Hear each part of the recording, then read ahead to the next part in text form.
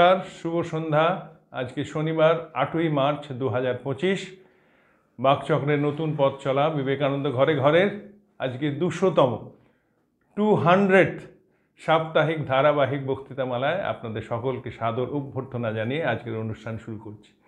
বুঝতেই পাচ্ছেন, একটা অনুষ্ঠান প্রতি সপ্তাহে নিরন্তর কোনো রকম ব্রেক ছাড়া 200টা এপিসোড কন্টিনিউয়াস হয়ে যাওয়াটাই একটা অদ্ভুত অনুভূতির পরিচয় দেয়। সেটা থেকে আমি নিজেকে কিছুতেই ফ্রি করতে পারছি না, যদিও কৃতিত্বটা সম্পূর্ণই তরুণবাবুর। আপনারা সবাই তরুণবাবুর দ্বারা স্বামীজিকে শুনে যেটুকুনি অ্যাটেনশন দিয়েছেন বা যেটুকুনি আমাদের ধন্যবাদ দিয়েছেন সবই তার কৃতিত্ব। কিন্তু আমি তার একটা ছোট্ট অংশের একজন অংশীদার হয়ে নিজেকে ধন্য মনে করছি বা স্বামীজির আশীর্বাদ ধন্য মনে করছি। এটাই আমার সবচেয়ে বড় তৃপ্তি। আর আপনাদের আশীর্বাদ, আপনাদের এই সুন্দর সুন্দর সমস্ত আশ্বাসবাণী, আপনাদের যে উৎসাহব্যঞ্জক আশীর্বাদ, সেগুলোই আমাদেরকে উৎসাহ দিয়েছে। আপনারা আশীর্বাদ করুন বা আমরাও আশা করে থাকবো আমরা যেন এইভাবে স্বামীজিকে যতদিন পারি প্রচার করে যেতে পারবো। সুতরাং আজকে বুঝতেই পাচ্ছেন এতটাই আবেগতাড়িত আমরা যে কথা বলতে গিয়ে আমার সেই আবেগটাই বেশি আসছে ঘটনা ছাড়া। তবে চলুন, আজকে শুধু আবেগ দিয়ে তো কাজ হবে না, সেই তরুণবাবুর বক্তৃতা শুনতেই আমরা আগ্রহী। তবে আজকে 200তম বলে আমরা বিশেষ করে এই অনুষ্ঠানটা বা আজকের অনুষ্ঠানটা শ্রীমায়ের প্রতি উৎসর্গীকৃত করেছি।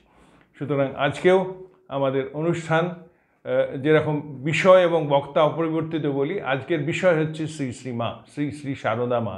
তার প্রতি আমরা শ্রদ্ধা এবং আমাদের সাদর প্রণাম জানিয়ে আজকে আপনাদের সকলের আশীর্বাদ পেয়ে আমরা আমার এই অনুষ্ঠান উৎসর্গ করছি। সুতরাং আর অহেতুক সময় নষ্ট না করে আসুন আমরা আমাদের সেই পরিচিত প্রার্থনা সঙ্গীত, যদিও আজকে প্রার্থনা সঙ্গীত একটু অন্যরকম হবে, সেটা আপনারা শুনলেই বুঝতে পারবেন যে সে অতি পরিচিত রবীন্দ্রসঙ্গীত, কিন্তু আমরা মনে করেছিলাম যে এই গানটা বোধহয় বা এই প্রার্থনা সঙ্গীতটা, এই রবীন্দ্রসঙ্গীতটা শ্রীমায়ের প্রতি একটা সুন্দর রকম যোগাযোগ এনে দেবে। সত্য মিথ্যা বা আমাদের চিন্তাধারা কতটা আপনাদের সঙ্গে খাপ খায় সেটা আপনাদের মতামত দেখলে শুনতে পাবো। সুতরাং আসুন সময় নষ্ট না করে আমাদের অনুষ্ঠানে শুরু করি। আজকে বক্তা অপরিবর্তিত শ্রী তরুণ গোস্বামী, যার জন্যে আমাদের এই 200তম রজনী আজকে আমরা এগিয়ে চলেছি। আজকে তার কথা শুনে আমাদের অনুষ্ঠান, আর বলাই বাহুল্য এই সমস্ত অনুষ্ঠান প্রচারের দায়িত্বে যিনি আছেন আমাদের প্রাণারাম গোষ্ঠীর কর্ণধার শ্রী পবিত্র সুর, তাকেও আমাদের অন্তরের ধন্যবাদ জানিয়ে আমাদের অনুষ্ঠান শুরু করছি। নমস্কার, ভালো থাকবেন।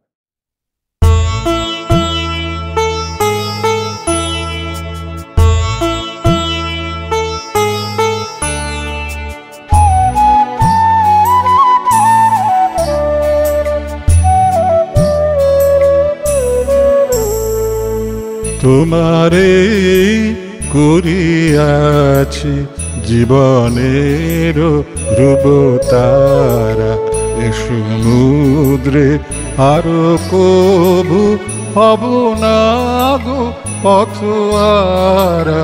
তোমারে করিয়াছি জীবনের রূপতারা।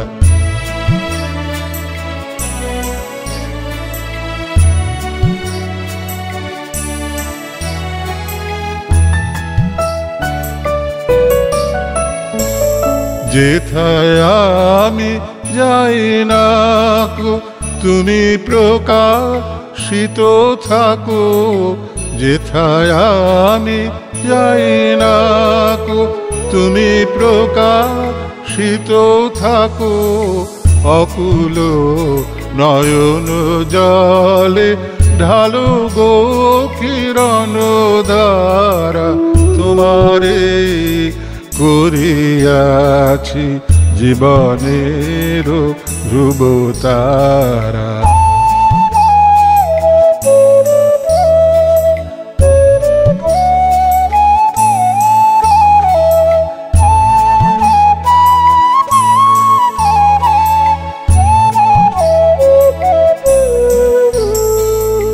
তব মুখ সদা মনে জাগিতেছে সঙ্গপানে, তিলেক অন্তর হলে নাহিরি কুল কিনারা তব মুখ সদা মনে জাগিতেছে সঙ্গপানে তিলেক অন্তরলে নাহেরি কুল কিনারা কখনো বিপথে যদি ভ্রমিতে চায় হৃদি কখনো বিপথে যদি ভ্রমিতে চায় হৃদি অমনীয় মুখ হেরি শরমে যে হয়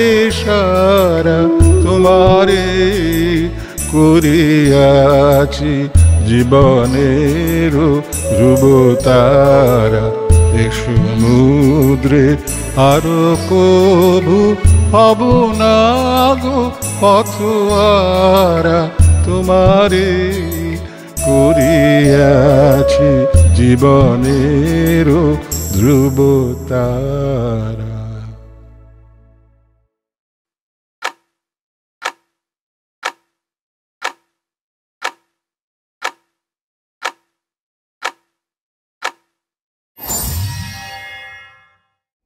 নমস্কার, আপনারা সুজিতদার কাছে শুনলেন যে পায়ে পায়ে আমাদের 200 পর্ব শেষ হয়ে গেল। যে কোনো অনুষ্ঠান এতদিন ধরে করা খুব কঠিন, কিন্তু আমরা সংকল্প করেছিলাম যে যতদিন পারবো এই বাকচক্রের বিবেকানন্দ ঘরে ঘরে আমরা প্রচার চালিয়ে যাব। আমি একটু বলি, সুজিতদা বলতে রাজি হন না, যে এই 200 পর্বে আমাদের কি করলাম আমরা একটু জানা দরকার। তো যদি আমরা খুব কম করে ধরি তাহলে অন্তত 2 লক্ষ লোক আমাদের এই অনুষ্ঠান দেখেছেন। 2 লক্ষ সংখ্যায় কম নয় কিন্তু।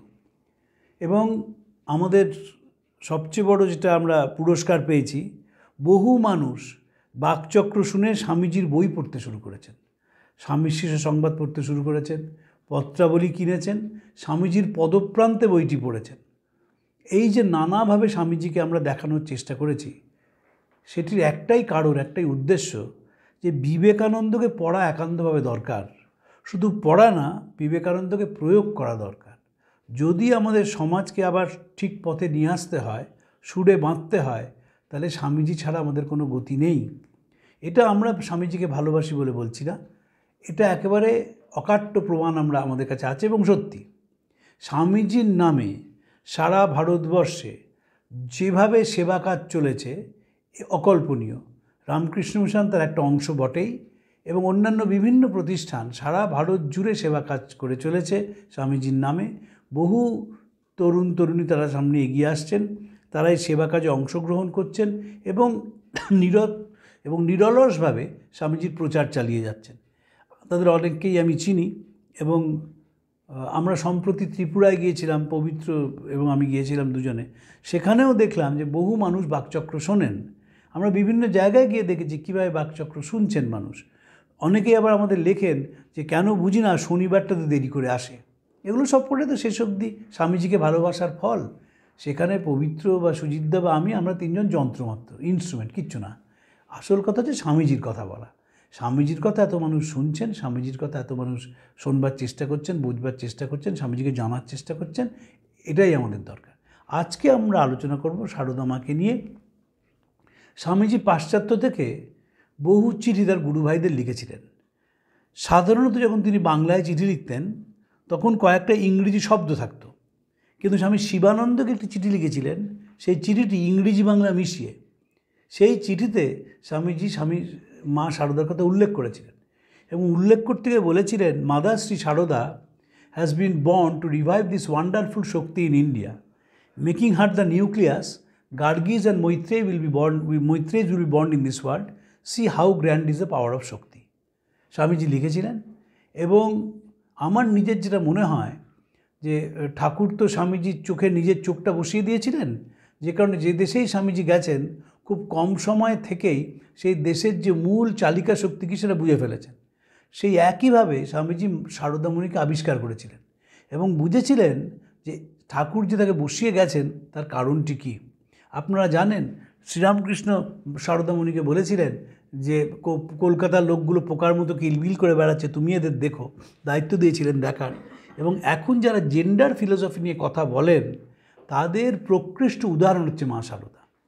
মা সারদা যে আত্মপরিচয়, যে আত্মবিশ্বাসের সঙ্গে নেতৃত্ব দিয়েছেন রামকৃষ্ণ মিশনকে 1902 থেকে 1920, রামকৃষ্ণ মিশনের ইতিহাসে এই 18টা বছর হচ্ছে খুব গুরুত্বপূর্ণ। এই সময় বঙ্গভঙ্গের প্রস্তাব হয়েছে, এই সময় শ্রী অরবিন্দ গ্রেপ্তার হয়েছেন, বিপ্লব আন্দোলন বঙ্গদেশে জেগে উঠেছে, এই সময় রাজধানীটা কলকাতা থেকে দিল্লি চলে গেছে, নিবেদিতা মারা গেছেন, প্রথম বিশ্ব মহাযুদ্ধ হয়েছে। সব কিছু সাক্ষী হচ্ছে মা সারদা, এবং নেতৃত্ব দিয়েছেন রামকৃষ্ণ মিশনকে সঠিকভাবে। স্বাধীনতা সংগ্রাম বলতে স্বামীজি একটি অন্য কথা বুঝেছিলেন। স্বামীজি বলেছিলেন, before giving any political ideas, first deluge the land with spiritual ideas. আধ্যাত্মিকতায় দেশটাকে ভরিয়ে দাও রাজনৈতিক চিন্তার মতবাদের আগে। মা সারদা সেই কাজটি নীরবে করে গিয়েছিলেন। শুধুমাত্র রাজনৈতিক স্বাধীনতা এলে দেশের কি ভয়ঙ্কর চেহারা হয় আমরা প্রত্যেক দিন হাড়ে হাড়ে বুঝতে পারছি, যদি তার সঙ্গে মরাল এবং সোশ্যাল ট্রেনিং যোগ না হয়। তাই স্বামীজি বারবার বলতেন যে before giving any political ideas, first deluge the land with spiritual ideas. মা সারদাকে আমরা দেখব, স্বামীজি বলতেন না যে আত্মার সঙ্গীত হচ্ছে স্বাধীনতা, freedom is the song of the soul. সেইভাবে তিনি স্বাধীনতার কথা বলে গেছেন। যদি বলেন যে ব্রিটিশ ভারত থেকে মুক্ত করার কথা, সেটার তিনি একেবারে সেটিকে বিশ্বাস করতেন। আমরা দেখব বাঘাযতীন গিয়ে মার সঙ্গে ট্রেনের মধ্যে মাকে প্রণাম করছেন, উদ্বোধনের বাড়িতে প্রণাম করছেন।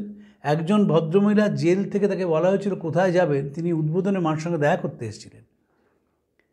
যখন শুনেছেন যে জেলের মধ্যে মেয়ে বন্দীদের অত্যাচার করা হচ্ছে, তখন তিনি বলেছেন যে কেন এদের কেন যারা অত্যাচার করে তাদের তোমরা মারছো না। একটি ঘটনার কথা আমি পড়েছিলাম অ্যানালস অফ বেঙ্গলে। দুর্ভাগ্যের বিষয় যে এই ঘটনাটিকে খুব বেশি লেখা হয় না। অ্যানালস অফ বেঙ্গল যে মোটা বইগুলি আছে, একাধিক ভলিউম, ন্যাশনাল লাইব্রেরিতে, তার হুগলির অংশটি পড়েছিলাম। আমি একবার দিল্লিতে বক্তৃতা করতে গিয়েছিলাম। দিল্লি ইউনিভার্সিটির একজন ভদ্রমহিলা অধ্যাপিকা, তিনি আমাকে ঘটনাটির কথা বলেন এবং বলেন তুমি কলকাতায় গিয়ে দেখে নিও। হুগলি জেলাতে একটি বিশেষ ধরনের ঘাস পাওয়া যেত। সেই ঘাসের দড়ি বেঁধে গরিব মানুষেরা গ্রাসাচ্ছাদন করতেন। ইংরেজরা একটি অর্ডার বের করে সেই দড়ি বাঁধা বন্ধ করে দেন, কারণ বলেন যে ঘাসগুলোর মধ্যে মেডিসিনাল ভ্যালু রয়েছে, এগুলো মেডিসিনাল প্লান্ট। তো সারদা মাকে তারা এসে বলেন, এবং মা সারদা বলেন যে ঘাস দড়ি তারা যেন তৈরি করেন, কারণ তারা অন্য কীভাবে আর সংসার চালাবেন। হুগলি জেলার ডিস্ট্রিক্ট ম্যাজিস্ট্রেট মাকে ডেকে পাঠান, এবং পর্দার দিকে মা বসেন, উল্টো দিকে বসেন এক ইংরেজি জানা মাস্টারমশাই, হেডমাস্টারমশাই, এবং ডিস্ট্রিক্ট ম্যাজিস্ট্রেট মাকে নানা কথা বলতে থাকেন। এবং প্রথম তিনি বলেন, ইউ আর শ্রীরামকৃষ্ণর widow, why you are becoming so seditious, যে তুমি এরকম বিদ্রোহিনী হচ্ছ কেন, তুমি শ্রীরামকৃষ্ণের বিধবা, তুমি কিছুদিন পরেই তো কলকাতায় ফিরে যাবে, তা তুমি এরকম হচ্ছ কেন? তখন মা বলেন যে রাজা হিসেবে তোমার কাজ হচ্ছে প্রত্যেকটি সন্তানকে নিজের সন্তানের মতো দেখা এবং প্রতিপালন করা। মজার হচ্ছে যে সেই অ্যানালস অফ বেঙ্গলে সেই ডিস্ট্রিক্ট ম্যাজিস্ট্রেট তার নোটে লিখছেন, she spoke so wonderfully that I had to withdraw the order. আমি যে অর্ডারটা দিয়েছিলাম সেটাকে তিনি এমনভাবে তার যুক্তি খাড়া করেছেন যে আমাকে সেটাকে ফিরিয়ে নিতে হয়েছে, প্রত্যাহার করতে হয়েছে। সারদামণির জীবন শ্রীরামকৃষ্ণের সঙ্গে একটা পার্থক্য আছে। পার্থক্যটি কী? শ্রীরামকৃষ্ণ দেখবেন কথামৃত আমরা পাই, আমরা তো কথামৃত শুধু শনি রবি এবং বিশেষ ছুটির দিন পাই। সাধারণভাবে কারুর সাংসারিক ব্যাপারে ইন্টারভিন করতেন না, কারণ তিনি দক্ষিণেশ্বরেই থাকতেন। যখন দক্ষিণেশ্বরের বাইরে তিনি যেতেন, মাস্টারমশাই সেই রেকর্ডটা করেননি, কারণ মাস্টারমশাই তো তখন যেতেন না। মাস্টারমশাইকে শুক্রবার দিন কখনো বা সোমবার দিন কখনো দুপুরে গেছেন, তখন ঠাকুর কী করছেন আমরা কেউ জানি না।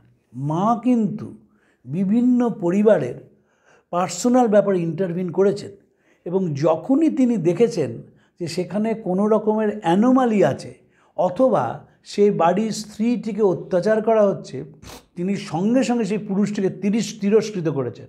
যেমন সেই ডোমের বিখ্যাত গল্প আছে, আপনি জানেন, সেই ডোমটি একজন ভদ্রমহিলা যিনি তার স্বামী তার অত্যাচারিতা ছিলেন, তার সঙ্গে থাকতে শুরু করেন, তাকে বিবাহ করেন, সেই ভদ্রমহিলা ডোমের স্ত্রী, তিনি জয়রামবাটিতে মার কাছে আসতেন, কিন্তু সবাই বলেছিল দেখো সামনে গিয়ে প্রণাম করবে না, দূর থেকে প্রণাম করবে। তাতে মা যে স্নান করে যখন ফিরে যেতেন নিজের ঘরে, তখন ওই যে পাতায় যে জলের ছাপ পড়তো তিনি তাতে প্রণাম করতেন। তো মার সঙ্গে তার খুব ভালো সম্পর্ক তৈরি হয়, মা তাকে কাছে আসতে অনুমতি দেন, সেই ভদ্রমহিলাও কাছে আসতে শুরু করেন। এইবার তার যে স্বামী, মানে দ্বিতীয় স্বামী, তিনি তাকে অত্যাচার করতে শুরু করেন। মাকে এসে বলে যে আমি কোথায় যাব বলো, আমি প্রথম ঘর ছেড়ে এসেছি, এখন যদি আমাকে চলে যেতে বলো আমি কোথায় যাব। মা কিন্তু ইন্টারভিন করেছিলেন, এবং ইন্টারভিন করে সেই ছেলেটিকে ডেকে, সেই ডোমকে ডেকে এমন তিরস্কার করেছিলেন যে তারা আবার একসঙ্গে সংসারে থেকে যায়। মার বৈশিষ্ট্য হচ্ছে যে তার ব্যক্তিত্ব দিয়ে এবং তার যে স্পর্শ দিয়ে বহু মানুষকে তিনি সৎপথে নিয়ে এসেছেন, এবং সবকটাই কিন্তু স্বাধীনতা। শুধুমাত্র রাজনৈতিক স্বাধীনতা, এই স্বাধীনতাটা আমাদের ভুল ধারণা। একটা উদাহরণ দিচ্ছি আপনাদের। মার জন্যে গিরিশচন্দ্র দুপুরবেলায় চৈতন্যলীলার ব্যবস্থা করেন মিনার্ভা থিয়েটারে, কারণ মার বাতের ব্যথা ছিল, সন্ধেবেলায় বাতের ব্যথা বাড়ত, তাই দুপুরে সেই অনুষ্ঠানটি হয়। গিরিশচন্দ্র নিজে বিনোদিনীকে আমন্ত্রণ জানাতে যান, যদি বিনোদিনী নিমাইয়ের ভূমিকায় অভিনয় করেন, কিন্তু বিনোদিনী রাজি হন না। তিনি বলেন ঠাকুর নেই, আমি অভিনয় করব না। এবং সেখানে আমরা দেখব বনবিহারিণীকে নিমাই সাজানো হয়। চৈতন্যলীলায় যে বিখ্যাত গানগুলো, কেশব করু করুণা দিনে বা আমি ভবে একা, বিনোদিনী সব জানতেন, গান গাইতে পারতেন না। গিরিশচন্দ্র সেই যুগে লিপের ব্যবস্থা করেছিলেন, বিনোদিনী লিপ দিতেন, গান গাইতেন বনবিহারিণী, এবং তার অসাধারণ গলা। এই যে চৈতন্যলীলার গান আমি ভবে একা দাও হে দেখা, বা কেশব কুরু করুণা দিনে কুঞ্জ কাননচারী, সেইটি তো একেবারে অত্যন্ত জনপ্রিয় হয়েছিল। শ্রীরামকৃষ্ণ চৈতন্যলীলা দেখতে গিয়েছিলেন নিজের ইচ্ছে, স্বইচ্ছায় গিয়েছিলেন, এবং যেদিন তিনি স্টার থিয়েটারে দেখতে যান 21শে সেপ্টেম্বর 1884 সাল, সেদিন কিন্তু গিরিশ তাকে আমন্ত্রণ জানাননি, তিনি নিজেই গিয়েছিলেন। গিরিশ তাকে বসিয়ে দিয়েছেন বক্সে, এবং তারপর গিরিশ চলে গেছেন। যখন তিনি বিনোদিনীকে আশীর্বাদ করছেন মা তোমার চৈতন্য, সেখানে কিন্তু গিরিশ অনুপস্থিত। গিরিশের অনুপস্থিতিতে শ্রীরামকৃষ্ণ গ্রহণ করেছিলেন বঙ্গ রঙ্গমঞ্চকে, আশীর্বাদ করেছিলেন হতভাগ্য বাংলা রঙ্গমঞ্চের নারী অভিনেত্রীদের। মা কিন্তু অভিনয় দেখতে গিয়েছিলেন আমন্ত্রিত হয়ে, গিরিশ আমন্ত্রণ করেছিলেন মাকে। এবং মিনার্ভা থিয়েটারে যদি এখনও যাওয়া যায়, দেখা যায় দুদিকে দুটো বক্স আছে, সেই বক্সে বসে, চিকের আড়ালে না বসে, বক্সে বসে হাতে দুটি রূপোর বালা পরে মা অভিনয় দেখতে গেছিলেন। মা জনা দেখেছিলেন, মা 6টি নাটক দেখেছিলেন গিরিশের দ্বারা যে পরিচালিত নাটক। এটি একটি বিরাট স্বাধীনতা, না হলে সম্ভব নয়। মানসিক স্বাধীনতা যদি না হয়, তাহলে এইটি কাজ করা সম্ভব নয়। মনে রাখতে হবে, নিবেদিতারা যখন এসেছিলেন তখন মা কিন্তু তাদের গ্রহণ করেছিলেন এবং একসঙ্গে খেয়েছিলেন। ম্লেচ্ছ 3 জনের সঙ্গে বসে খাওয়া কম কথা নয়, করেছিলেন মা। তারাসুন্দরী দেবীকে তিনি পাশে বসিয়ে খাইয়েছেন উদ্বোধনের বাড়িতে। তারাসুন্দরী দেবী খুবই যখন যন্ত্রণা পেয়েছেন, মার কাছে গেছেন, তিনি অনেক উপহার নিয়ে আসতেন, খুব কাঁদছেন তিনি। মা একসঙ্গে বসে খাচ্ছেন, কখনো নিজের পাতের থেকে খাবার তাকে তুলে দিচ্ছেন, কখনো তার পাত থেকে খাচ্ছেন, পান সেয়ে দিচ্ছেন, ঘরের মধ্যে গিয়ে ঠাকুরকে গান শোনানোর অনুরোধ করছেন। মনে রাখতে হবে, তারাসুন্দরী দেবী কিন্তু বারবনিতা ছিলেন, কিন্তু অভিনয় করতেন এবং বারবনিতা ছিলেন। বারবনিতাকে 1905-06 সালে এইভাবে গ্রহণ করা, 9-10 সালে এইভাবে গ্রহণ করা প্রায় অসম্ভব। আমরা যারা তথাকথিত শিক্ষিত কলকাতার মানুষদের বলি, তাদের কারুর পক্ষে এটি করা সম্ভব হয়নি। সম্ভব হয়নি একটাই কারণে, কারণ সকলেই সমাজের ভয় পেতেন। মার তো সমাজ ছিল, কিন্তু মার এতখানি সাহস ছিল, তিনি সেটিকে পাত্তা দিতেন না। আরেকটা উদাহরণ দিই, স্বামীজিকে এবং মাকে একই সঙ্গে চিঠি লেখা হয়। স্বামীজি বিদেশে, মা জয়রামবাটিতে। চিঠির বিষয়বস্তু কি? যে ঠাকুরের জন্মতিথি, বহু বারবনিতে এসেছেন, তাদের আসা বন্ধ করতে হোক। তো স্বামীজি যেরকমভাবে লেখেন, স্বামীজি বললেন যে তারা আসবেই, তাদের জন্য ঠাকুর এসেছিলেন, যদি দরকার হয় ওই কলকাতার তথাকথিত ভদ্রলোকরা যেন না আসে, তাদের জন্য এই উৎসব। মাও কিন্তু এক কথা লিখেছিলেন, মা চিঠিতে যে উত্তর দিয়েছিলেন সেটাও এক কথা, যে তারা আসবেই, কারণ তাদের জন্যেই ঠাকুর। এই যে হতভাগ্য মানুষের পাশে দাঁড়ানো, এটাই কিন্তু রামকৃষ্ণ ভাব আন্দোলন। রামকৃষ্ণ ভাব আন্দোলন এখনও যে কাজ চালিয়ে যাচ্ছে তার মূল দর্শন হচ্ছে যে হতভাগ্য দুর্ভাগ্য তাড়িত মানুষের পাশে দাঁড়ানো। যে বারবণিতা হয়ে জন্মেছে তার তো কিছু করার নেই। এখানে অসাধারণ গল্প শ্রীরামকৃষ্ণ বলেছিলেন, সেটি একবার স্মরণ করিয়ে দিই। একই দিনে পাশাপাশি ঘরে একজন বারবণিতা এবং একজন সাধু থাকতেন। বারবণিতা সকালে উঠে গঙ্গা স্নান করতেন, তারপর সেই ঈশ্বরকে বলতেন, দেখো আমার তো অন্য কোনোভাবে উপার্জনের উপায় নেই। তারপর তিনি সাজগোজ করতেন, সন্ধ্যেবেলা অনেক মানুষ তার ঘরে আসতেন, গল্পগুজব চলতো অনেক রাত অবধি। আর সাধুটি প্রত্যেক দিন সকালে এসে বারবণিতাকে ইট দিত, যে তোমার ঘরে কাল 6 জন এসেছিল, 6টা ইট, 8জন ছিল 8টা ইট। আর বারবণিতা একবার সংকুচিত হয়ে যেতেন। একই দিনে 2 জন মারা গেলেন। যমদূত এসে সাধুটিকে এবং বিষ্ণুদূত এসে বারবণিতাকে নিয়ে যাচ্ছেন।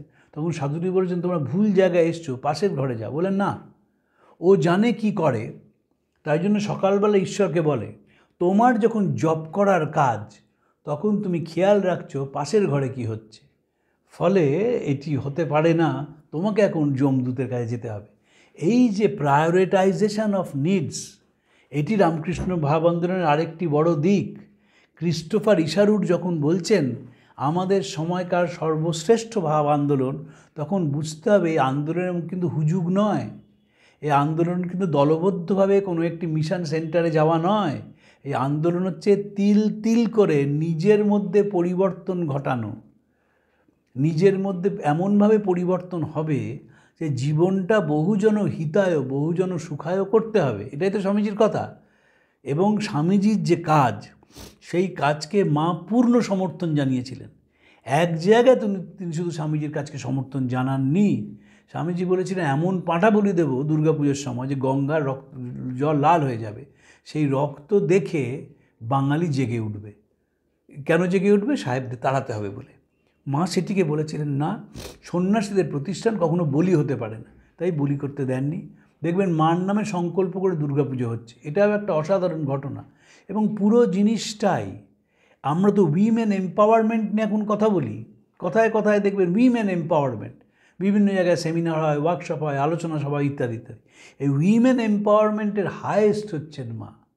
মা জীবনে ঠাকুরকে চলে যেতে দেখেছেন, স্বামী বিবেকানন্দকে দেখেছেন, স্বামী যোগানন্দকে দেখেছেন, স্বামী নিরঞ্জনানন্দকে দেখেছেন, স্বামী রামকৃষ্ণানন্দকে দেখেছেন, স্বামী প্রেমানন্দকে দেখেছেন, নিবেদিতাকে চলে যেতে দেখেছেন, গিরিশ ঘোষকে দেখেছেন, বলরাম বোসকে দেখেছেন।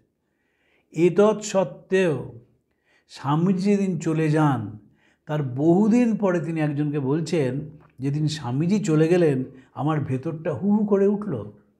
এবং নিজের স্বামীকে তিনি দেখতেন অনন্তের প্রতীক হিসেবে। যখন ভোরবেলায় যোগানন্দজিকে খবর দিলেন যে ঠাকুরের কাশীপুর উদ্যানবাটিতে শরীর চলে গেছে, মা এসে কাঁদতে কাঁদতে বললেন, আমার কালী কোথায় গেলি। এই যে স্বামীজির যে কনসেপ্ট বা ভারতীয় যে কনসেপ্ট, যে আমরা প্রত্যেকেই হচ্ছে অনন্ত, ইনফিনিটি, তো নিজের স্বামীকে ইনফিনিটি ভাবা খুব ডিফিকাল্ট, কিন্তু তিনি করেছিলেন। এবং চোখে আঙুল দিয়ে আমাদের বলছেন যে তোমরাও এটাকে অনুসরণ করো। যখন মা সারদা বলছেন, যদি পৃথিবীতে শান্তি চাও মা, দোষ দেখবে নিজের, কারুর দোষ দেখবে না, সংসারকে আপন করে নিতে শেখো, সংসারে তোমার। মনে রাখতে হবে, মা যখন সেলফ অ্যানালিসিসের কথা বলছেন তখন কিন্তু ফ্রয়েডও বলেননি সেলফ অ্যানালিসিসের কথা। সেলফ অ্যানালিসিস আবার হয় নাকি? কাজ তো অপরের ত্রুটি ধরা, আমার ত্রুটি আমি ধরবো কেন? অপরের ত্রুটি ধরবো। অপরে কে কোথায় পারলো না, অপরের অক্ষমতা কোথায়, অপরের কোথায় তার ফেলিওর, সেটা নিয়ে আলোচনা হবে। কেউ সেলফ অ্যানালিসিস করে নাকি? মা বলছেন, যদি সংসারে শান্তি চাও দোষ দেখবে নিজের। যদি সংসারে তুমি শান্তি চাও তাহলে নিজের অ্যানালিসিস করো, সেলফ অ্যানালিসিস করো, বোঝো তোমার ত্রুটি। কিন্তু আধুনিক কথা, আজ থেকে 50 বছর আগে কেউ সেলফ অ্যানালিসিসের কথা বলেছে নাকি কোনো দিন? বলেনি তো। বলেছে সেলফ অ্যানালিসিস আবার কি? তুমি তোমার মতো করে চালাবে, কে বাড়ির ভদ্রমহিলারা রয়েছেন তাদেরকে তাকানোর কোনো দরকার নেই। তুমি গড়গড় করে গাড়ি চালাবে, জ্যাঠামশাই যখন বাড়িতে চিৎকার করেন তবে সবাই ভয় তটস্থ হয়ে থাকে। এই তো ছিল বাঙালি পরিবারের চিত্র। সেইখানে মা বলছেন, যদি সংসারে শান্তি চাও দোষ দেখবে নিজের, সংসারকে আপন করে নিতে শেখো, কেউ পর নয়। এবং বলছেন কখন? শরীর চলে যাওয়ার কদিন আগে অন্নপূর্ণার মা বলে এক ভদ্রমহিলা, যিনি সাধারণ ভক্ত, তার কাছে আসতেন, তার মাধ্যমে তিনি এই কথাটি বিশ্ববাসীকে ছড়িয়ে দিয়েছেন। এবং যদি আপনি ঐতিহাসিকভাবে ভাবেন, প্রথম বিশ্ব মহাযুদ্ধ শেষ হয়েছে, যে বিশ্ব মহাযুদ্ধের মূল তত্ত্ব ছিল ছিদ্রান্বেষণ, নিজের কোনো ত্রুটি দেখা নয়, তার প্রেক্ষিতে দাঁড়িয়ে মা বলছেন যদি শান্তি চাও মা দোষ দেখবে নিজের। ফার্স্ট ওয়ার্ল্ড ওয়ার তো শেষ হয়েছে তখন 1919 সাল, মা 1920 সালে কথাটা বলছেন। এই যে নানা মা শারদামণি, আমাদের খুব দুর্ভাগ্য যে আমাদের যে সোশিওলজি পড়ানো হয় আমাদের দেশে, সেখানে মাকে পড়ানো হয় না। মাকে সোশিওলজিতে পড়ানো উচিত। মা যেভাবে জীবন কাটিয়েছেন, হাজার যন্ত্রণার মধ্যেও কাউকে নিজের দুঃখের কথা বলেননি, এটাই তো হায়েস্ট এডুকেশান। আমরা তো সামান্য কিছু হলেই চিৎকার করে বলতে থাকি আমি কি পেলাম না, আমার শরীরে কি সমস্যা হচ্ছে, আমি কতখানি যন্ত্রণার মধ্যে আছি, এটাই হিউম্যান নেচার। সেখানে মা হচ্ছে মাননীয় ব্যতিক্রম। এবং আমি একটা কথা বলি, হয়তো আপনারা যারা শুনছেন সবাই একমত হবেন না, শ্রীরামকৃষ্ণ যেভাবে তৈরি করেছিলেন স্বামীজিকে, ঠিক একভাবে তিনি মাকে তৈরি করেছিলেন। মা তো গ্রামের মহিলা ছিলেন এবং মার প্রাতিষ্ঠানিক শিক্ষা ছিল না। সেইখানে শ্রীরামকৃষ্ণ একেবারে ধরে ধরে তাকে তৈরি করেছিলেন। এমন তার ব্যক্তিত্বটা এমন জায়গায় পৌঁছেছিল যে গিরিশ ঘোষ এবং স্বামীজি অত্যন্ত ডাকাবুকো দুজন রামকৃষ্ণ ভাব আন্দোলনের, তারা গায়ে গঙ্গাজল ছিটিয়ে তবে মার সঙ্গে দেখা করতে যাচ্ছেন। গিরিশ ঘোষ তো সেরকম লোক নয়। গিরিশ ঘোষ নিজেই ঠাকুর সম্বন্ধে বলছেন যে যখন তিনি বলতেন পা টিপে দেওয়ার জন্য আমি ভাবতাম এ কী আপদ। তিনি তো একেবারে বন্ধু ছিলেন শ্রীরামকৃষ্ণ, তুমি বলে কথা বলতেন।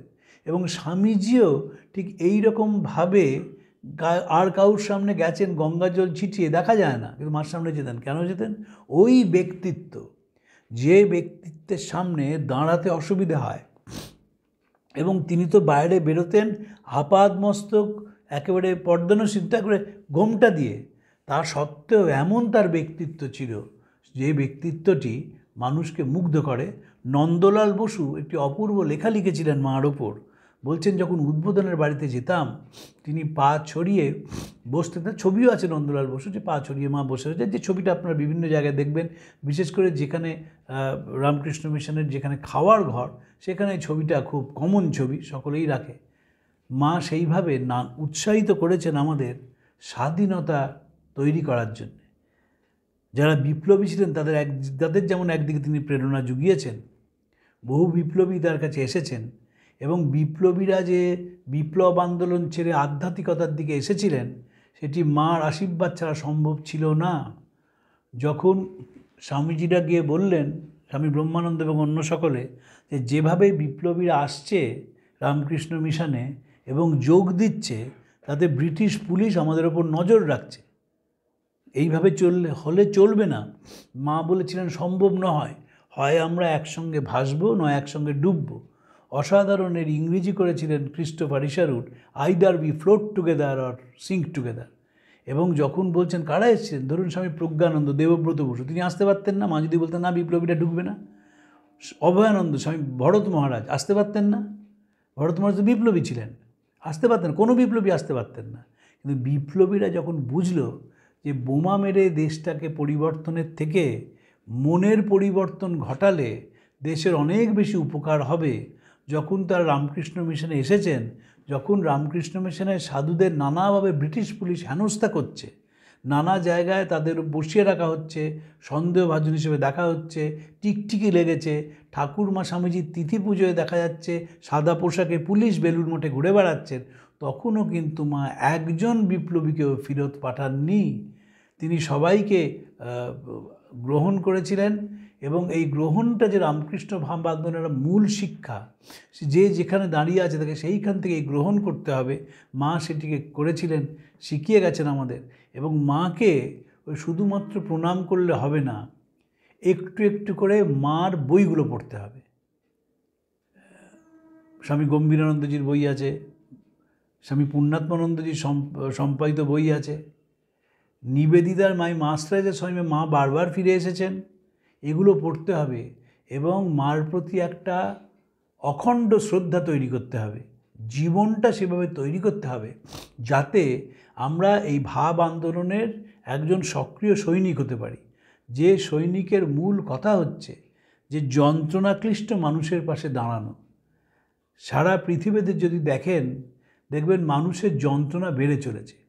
এক সময় ছিল যখন অধিকাংশ মানুষ খেতে পেত না, সেই যন্ত্রণার থেকে পৃথিবী অনেকটা মুক্ত হয়েছে।